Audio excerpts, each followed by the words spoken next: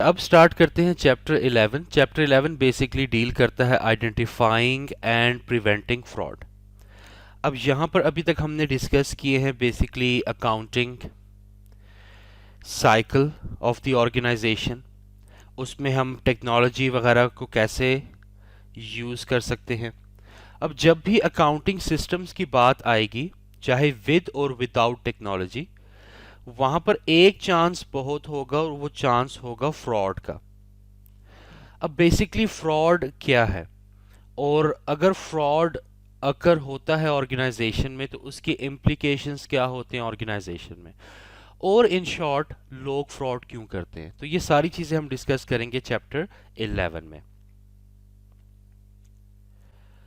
अब सबसे पहले फ्रॉड है। Fraud is defined as a false representation of a fact made with the knowledge of its falsity. कि अगर आपने कोई भी ऐसा फॉल्स डेटा रिप्रेजेंट किया है और आपको पता है कि वो डेटा या वो इंफॉर्मेशन जो है वो गलत है, बट फिर भी आप उसको ऐसे प्रेजेंट कर रहे हो या आप प्रिटेंड कर रहे हो कि वो इंफॉर्मेशन ठीक है, तो इसको हम फ्रॉड कहते हैं। अच्छा, रियल लाइफ में या बिजनेस लाइफ में जब हम फ्रॉड को आइडेंटिफाई करते हैं या उसको प्रूफ करने की कोशिश करते हैं, लेट्स से इंटरनल ऑडिटर वगैरह, तो उसको प्रूफ करना इतना आसान नहीं होता। क्योंकि फ्रॉड में एक चीज़ ये इंपॉर्टेंट है कि आपके पास नॉलेज है कि ये इंफॉर्मेशन गलत है जिसको आप रिपोर्ट कर रहे हैं जानबूझ के। बट रियल लाइफ में ऐसी बहुत सारी सिचुएशंस आ जाती हैं जहां पर आप एविडेंस नहीं कलेक्ट कर पाते कि ये जो फ्रॉड हुआ है, ये जो एक्टिविटी हुई है, ये जानबूझ के की गई है, ये एक मासूमाना गलती है, या ये वाकई एक फ्रॉड करने की कोशिश की गई है। तो फ्रॉड तो सिर्फ वही होगा जहां पर आप कोई डेलिब्रेट एरर्स या मिस्टेक या मिस रिप्रेजेंटेशन कर रहे हैं। जहां पर कोई इनोसेंट मिस्टेक आपसे हो रही है तो वो तो फ्रॉड में कंसीडर नहीं किया जाएगा। तो अक्सर इसको प्रूफ करना कि ये डेलिब्रेट गलती थी, जानबूझ के गलती की गई है, या ये एक मासूमाना गलती है, तो इन दोनों में अक्सर डिफरेंस करना मुश्किल होता है। अच्छा, टाइप्स ऑफ फ्रॉड। फ्रॉड की किस्में क्या हैं? फ्रॉड की दो किस्म की मेजर किस्में हैं और business related. Removal of funds और एसेट। आप अपनी ऑर्गेनाइजेशन से या तो फंड्स रिमूव करते हैं या एसेट रिमूव करते हैं। तो दोनों का रिमूवल जो है, अगर वो आप इलिसिट वे से कर रहे हैं या ऐसे तरीके से कर रहे हैं जिसके लिए आप ऑथोराइज नहीं हैं, तो वो फ्रॉड में कंसीडर हो सकता है। आपके पास ऑर्गेनाइजेशन में कंप्यूटर है, आप उठा के बिना पूछे बिना किसी को बताए घर ले आए वो कंप्यूटर, तो ये फ्रॉड है, रिमूवल ऑफ एसेट है। या वहाँ कैश पड़ा है, आपने वो कैश उठाया और घर ले आए बिना बताए किसी को, तो ये भी फ्रॉड है। अब क्या क्या और एग्जांपल्स हो सकती हैं? For example theft of cash, आप कैश को रिमूव कर रहे हैं तो थेफ्ट ऑफ कैश है। पेरोल फ्रॉड बहुत कॉमन है। पेरोल फ्रॉड बेसिकली ज़्यादातर कैसे किया जाता है? फॉर एग्जांपल घोस्ट एम्प्लॉयज़ का हम एक टर्म यूज़ करते हैं, और ये गवर्नमेंट ऑर्गेनाइजेशंस का आजकल बहुत ज़्यादा प्रॉब्लम है। घोस्ट एम्प्लॉयज़ बेसिकली क्या होते हैं कि आप पेरोल डिपार्टमेंट में काम करते हैं ऑर्गेनाइजेशन के, आपकी ऑर्गेनाइजेशन में 10 लोग काम कर रहे हैं, आप जो डेटा मेंटेन कर रहे हैं वो 11 एम्प्लॉयज़ का कर रहे हैं। जो 11वां एम्प्लॉय है वो एक्चुअल में एग्जिस्ट ही नहीं करता, बट किसी का आईडी लेके, किसी की इंफॉर्मेशन लेके आपने एक एम्प्लॉय क्रिएट किया हुआ है। इसको हम कहते हैं घोस्ट एम्प्लॉय। उसकी कोई फिजिकल एग्जिस्टेंस ऑर्गेनाइजेशन में नहीं है। अब आप फ्रॉड कैसे करेंगे? बेसिकली अगर आप पेरोल डिपार्टमेंट पे हैं तो आप बेसिकली ये करेंगे कि आप जब सैलरी पे आउट करेंगे तो आप उस 11th पर्सन को भी पे आउट कर रहे हैं। आप रिकॉर्ड तो उसका पूरा मेंटेन कर रहे हैं, उसको शो कर रहे हैं वो इस डिपार्टमेंट में काम कर रहा है, इतने घंटे काम कर रहा है, ये काम कर रहा है, सब कुछ आप उसमें शो करेंगे। और अल्टीमेटली जब वो कैश जो है उसके अकाउंट में चला जाएगा, आप वहाँ से विड्रॉ कर लेंगे। ये जो कैश उस एम्प्लॉय के नाम पे है, उसकी सैलरी के नाम पे आप लेंगे, वो आप जेब में डाल लेंगे। ये क्या है? पेरोल फ्रॉड है। इसी तरह की केस स्टडी हुई थी, एक बड़ी ऑर्गेनाइजेशन थी यूएस की, उसमें भी हुई थी। अब फ्रॉड को मैं ये बताना चाह रहा हूँ कि अक्सर प्रूफ करना कितना मुश्किल होता है। अब एक ऑर्गेनाइजेशन थी, वहां पर तकरीबन कोई 3-4 हज़ार लोग काम कर रहे थे। अब वो जो पेरोल का हेड था, उसकी रिस्पॉन्सिबिलिटी थी कि उसने उन सब एम्प्लॉयज़ को सैलरीज देनी थी। अब वो क्या करता था, अगर एक एम्प्लॉय की सैलरी है फॉर एग्जांपल 906.89 डॉलर्स, अगर इतनी उसकी सैलरी है, तो वो क्या करेगा, वो पूरी की पूरी $906 जो है एम्प्लॉय को प्रोसेस कर देगा। ये 0.89 जो है ना, ये अपने पास रख लेता था वो। अब इसमें क्या होता था कि वो अगर जब 4,000 लोगों की सैलरी को एक महीने में प्रोसेस कर रहा है, और ये एक एक डॉलर, ये $0.5 या कुछ 50 सेंट्स ये हर एम्प्लॉय से काट रहा है, तो इसको जब हम टोटल करते थे तो ये एक अच्छा अमाउंट बन सकता है। लेट्स सपोज 4,000 एम्प्लॉयज़ हैं, हर एम्प्लॉय से अगर वो $1 भी काट रहा है, लेट्स से रफली, या आधा डॉलर भी काट रहा है, तो आधा डॉलर काटेगा तो $2,000 अमाउंट उसका बन जाएगा। और ये अगर वो हर महीने कर रहा है या वो हर हफ्ते कर रहा है, तो 52 वीक्स होते हैं लेट्स से एक साल में, तो 52 टाइम्स इंटू $2,000 से कितना बड़ा अमाउंट बन जाता है।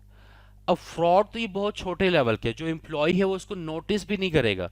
अगर उसकी 906 डॉलर सैलरी है, तो उसको 89 सेंट्स मिले ना मिले उसको कोई परवाह नहीं है उसकी। इसी तरह सब एम्प्लॉयज करेंगे। तो ये क्या है कि इतने छोटे माइन्यूट लेवल का फ्रॉड था कि इसको रिवील होते होते ही बहुत साल लग गए, बट ये इवेंचुअली फिर रिवील हुआ। अब ये क्या है, एक दूसरी एग्जाम्पल है पेरोल फ्रॉड की। बट जब आप उसको पनिश करना चाहोगे इस एम्प्लॉय को, या उसके खिलाफ लीगल एक्शन लेना चाहोगे जो इस किस्म का फ्रॉड कर रहा है, तो उसके खिलाफ आप क्या प्रूफ दोगे कि मतलब वो 50 सेंट्स का फ्रॉड कर रहा है हर एम्प्लॉय की सैलरी से, और जिसके खिलाफ एम्प्लॉय ने कंप्लेंट भी नहीं की, तो ऑब्वियसली उसको प्रूफ करना फिर बहुत मुश्किल हो जाता है। इसके बाद टीमिंग एंड लैडिंग बेसिकली होता है। टीमिंग एंड लैडिंग ये होता है कि आपके जो एक्सपेंसेस हैं उसमें आप बेसिकली ये फ्रॉड करने की कोशिश करते हैं, और ये बड़ा कॉमन है ये भी। टीमिंग एंड लैडिंग में बेसिकली क्या होता है, लेट्स सपोज मैंने $1,000 जो है वो अपने वेंडर ए या सप्लायर ए को पे करने थे, तो मैं क्या करूंगा, ये $1,000 जो है लेट्स से मैंने अपनी पॉकेट में डाल दिया, इसको मैंने सप्लायर ए को पे नहीं किया। अब एक और पेमेंट आनी है $1,000 की, और ये पेमेंट मैंने करनी है सप्लायर बी को। सप्लायर बी को करने की बजाय मैं ये पेमेंट सप्लायर ए को कर दूंगा, और सप्लायर बी से थोड़ा सा और टाइम ले लूंगा। फिर एक और पेमेंट लेट सपोज आती है $800 की, और ये आई है सप्लायर सी के लिए, बट अब मैं सप्लायर सी को तो पहले पेमेंट नहीं करूंगा, मैं ये $800 की पेमेंट करूंगा सप्लायर बी को, और सप्लायर बी को कहूंगा बाकी $200 मैं आपको बाद में दूंगा, और सी से भी मैं थोड़ा सा टाइम और मांग लूंगा। तो ये क्या है, बेसिकली टीमिंग एंड लैडिंग है कि एक की पेमेंट आप दूसरी जगह, दूसरी की पेमेंट तीसरी जगह, बट इवेंचुअली आप बीच में से पैसा या कैश चोरी कर रहे हो। तो ये भी एक किस्म का फ्रॉड है। इसके बाद मिस यूज ऑफ एसेट, ये एक बहुत बड़ा प्रॉब्लम है, इवन पाकिस्तान में बहुत बड़ा प्रॉब्लम है कि एसेट जो है वो एक बंदे या एक ऑर्गेनाइजेशन के लिए होता है, लेकिन वहां से वो रिमूव करके या उसी को मिस यूज करना शुरू कर देते हैं। जैसे फॉर एग्जांपल कंप्यूटर सिस्टम। अब ऑफिस में आपको कंप्यूटर सिस्टम दिया जाता है ताकि आप ऑफिस में काम करें, बट फॉर एग्जांपल आप क्या करते हैं कि आप उस पर अपना पर्सनल काम करना शुरू कर देते हैं। तो ये क्या है, मिस यूज ऑफ एसेट है बेसिकली। इसी तरह पाकिस्तान में बहुत कॉमन है कि गवर्नमेंट एम्प्लॉयज़ को जो सीनियर लेवल पे होते हैं उनको गाड़ियां दी जाती हैं। अब वो गाड़ियां जो है उन सीनियर स्टाफ मेंबर्स के लिए होती हैं गवर्नमेंट में, लेकिन एक्चुअल में क्या होता है कि वो गाड़ियाँ जो है उनके बच्चे भी यूज़ कर रहे होते हैं, उनके फैमिली मेम्बर्स भी यूज़ कर रहे होते हैं। अब वो ऑथोराइज नहीं है उस कार को यूज़ करने के लिए, लेकिन वो भी उससे बेनिफिट ले रहे होते हैं। तो इसे कहते हैं मिस यूज़ ऑफ एसेट। तो ये सारी जो है रिमूवल ऑफ फंड और एसेट की एग्जाम्पल है कि फ्रॉड कैसे हो सकता है। यहाँ तक क्लियर है?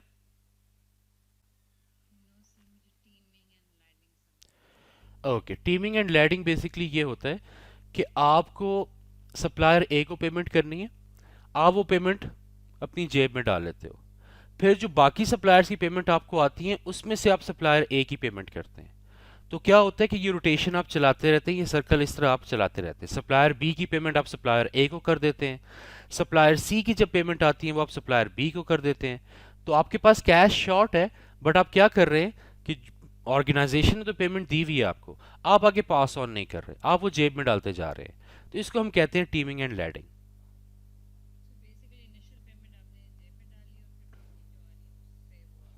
हाँ जी, क्लियर। ओके, एल्सा आपको क्लियर है? ओके, इसके बाद दूसरे किस्म का फ्रॉड आता है, वो होता है मिस रिप्रेजेंटेशन। मिस रिप्रेजेंटेशन ये है कि आप गलत इंफॉर्मेशन कम्युनिकेट करना शुरू कर देते हो, और ऑब्वियसली पर्पस क्या होता है, पर्पस यही होता है कि आप कोई ना कोई गलत एडवांटेज लेना चाह रहे हो, इसीलिए आप मिस रिप्रेजेंटेशन कर रहे हो। फर्स्ट ऑफ ऑल, जैसे कि एक एग्जांपल हो सकती है ओवर वैल्यूएशन। आपके पास इन्वेंट्री में 10 आइटम पड़े हैं, लेकिन आपको पता है कि लेट्स से आपने उसमें से 2 जो है आइटम रिमूव कर दिए फ्रॉड में। आपके पास अब कितनी इन्वेंट्री पड़ी है? 8 आइटम। लेकिन आप चाहते हो कि वैल्यू में उतनी ही रिपोर्ट करूं, तो आप क्या करोगे? आप उनको ओवर वैल्यूएशन करना शुरू कर दोगे, ताकि क्वांटिटी अगर कम भी है लेकिन जो टोटल वर्थ है इन्वेंट्री की वो उतनी ही रहे इन डॉलर्स। तो ये क्या है? ये ओवर वैल्यूएशन है। इसी तरह फॉर एग्जांपल अगर आप सेल्स में चोरी कर रहे हो लेट से, या आप वहां पर सेल्स की जो प्रोसीड्स हैं उसको चोरी कर रहे हो, तो आप फिक्शियस सेल्स को रिकॉर्ड करना शुरू कर दोगे। जो सेल्स कभी हुई नहीं उनका डेटा आप इनपुट करना शुरू कर दोगे। तो ये क्या होती है? बेसिकली ओवर वैल्यूएशन होती है। इसके बाद फिक्शियस ट्रांजैक्शंस भी होती हैं कि आप फेक ट्रांजैक्शंस इनपुट करना शुरू कर देते हैं। जैसे घोस्ट एम्प्लॉयज की मैंने एग्जांपल दी कि कोई एम्प्लॉय एग्जिस्ट नहीं करता लेकिन उसका पूरा डेटा आपने मेंटेन करके रखा हुआ है। तो ये क्या है? फिक्शियस ट्रांजैक्शंस हैं। इसी तरह आप सेल्स की भी गलत ट्रांजैक्शंस इंटर कर सकते हैं, परचेज की भी फर्जी ट्रांजैक्शंस इंटर कर सकते हैं, and so on. Manipulation in year and events.